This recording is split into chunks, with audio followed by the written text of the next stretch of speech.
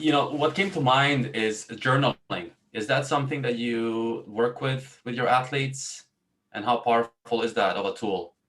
Yeah. So if I don't use it, I can't talk about it, right? I have two journals here, and so regular journaling is huge. Mm-hmm. Yeah. There's no one way to do it, but it is massive and as simple as like I'd say the bare minimum would be after a practice, Mm-hmm. training session, or match, thinking about what went well, what could have been better. That's it. No That's it, eh? judgment, none of that. If you start with those two questions, you'll learn a lot about yourself. And then the gist of it is before you're on the court next time, review those two super quickly and try to do more of what you did well and try to do less of what could have been better. Try to change that. Yeah. That What is so what simple yet powerful. isn't it? Yeah. What's your take on it? Like is that Mm-hmm. something you use with your players? Yes. The challenge often that I find is getting players to buy into the importance of it. And that's why I even asked that question to you, because it's, us as coaches, I take notes for my students. I have them myself, and then I send them to my students as well. So they have my perspective on it. And then I think it's really important for them to have in their own words, their language on, how did I do today? Or what are some things that I worked on? What are some things I need to get better at? Mm-hmm. But also what we try to encourage people to do is journal their, hydration and nutrition intake, Mm-hmm. and, how is that energy level every single day as a result of the nutrition, hydration, and what I think I'm going to do because of how much you stress the importance of sleep, rate that quality of sleep every day. Mm-hmm. Because if I see that, at the end of the month, that one of my players has had, a 3 out of 10 quality sleep for a few days in a row, then that adjusts my approach and how much I'm going to push them potentially. So I think it's a very useful tool. I've worked with the college team down in the States, and what we implemented was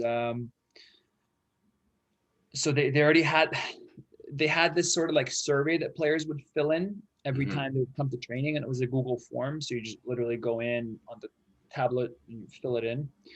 And then what we added was a couple of questions around energy management and around around sleep, around Mm-hmm. stress, because it was student athletes in college. So Mm-hmm. just keeping an eye on some of those indicators and weeding out any red flags. And so that's something that coaches can do for sure, and Mm-hmm. might be as simple as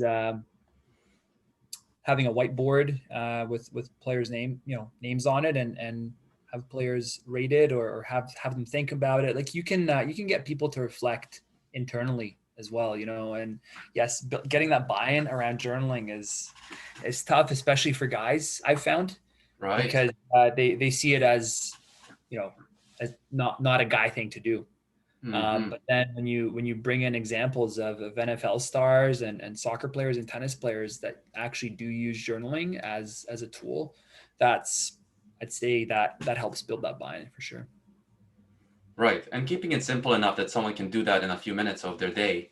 So it's literally, less than 5 minutes of your time a day Mhm. of keeping track of, how did I do today overall, and, Mhm. what went really well and what I could have done better after a match.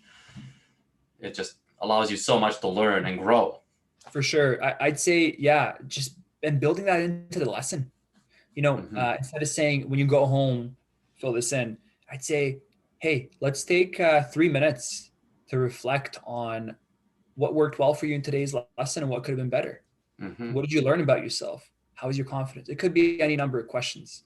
And then you as a coach do it as well. And when they see that, they model that behavior because you're okay, I'm going to do it as well because I'm also learning from you guys and I'm learning from doing things. And Mm-hmm. Exactly, because you do these little things inside of lessons or matches that just click and work really well. And sometimes it's just great to put that down. And, I've heard a lot, and I don't know what your take on that is, that there's a huge connection between writing something down and really hitting a memory muscle in your brain. massive.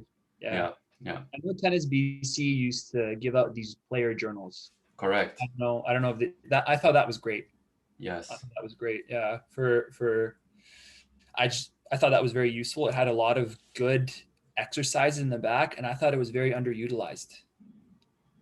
Right, right. Well, and you know, like we said, it's a hard sell. So if you model it, and you also do see who has that buy-in and who does do the journaling, because Mhm. if you do notice certain athletes doing it, it just gives you that confidence that they're doing the right things and potentially doing more and above what the average does, and that will make them Mhm. stand out.